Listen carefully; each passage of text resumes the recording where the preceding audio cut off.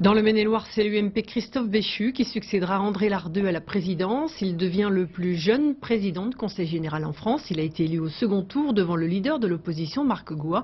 L'UDF, Christian Gillet, s'étant désisté à l'issue du premier tour. Virginie Charbonneau, Antoine Robert.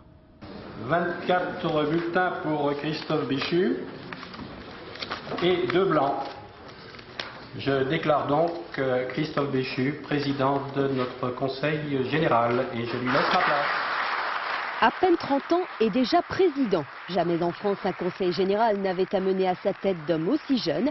Le Maine-et-Loire innove donc aujourd'hui et Christophe Béchu entend très vite imprimer sa marque sur l'Assemblée départementale.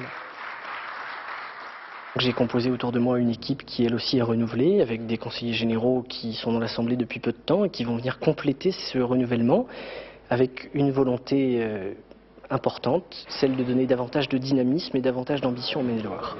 Adversaires au premier tour de scrutin pour l'élection du président, Christophe Béchu, UMP et Christian Gillet, UDF, ont oublié leur division.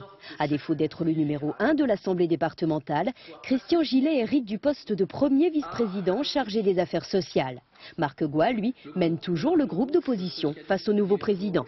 C'est un rajeunissement au niveau effectivement de l'homme. Je ne suis pas sûr que ce soit un rajeunissement des idées.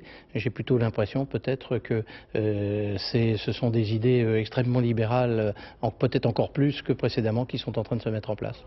Et les élus d'opposition feront entendre leur voix plus encore que par le passé. Avec 15 conseillers généraux, dont 3 supplémentaires depuis dimanche, la gauche, en effet, n'a jamais eu autant de représentants à l'Assemblée départementale du Maine-et-Loire.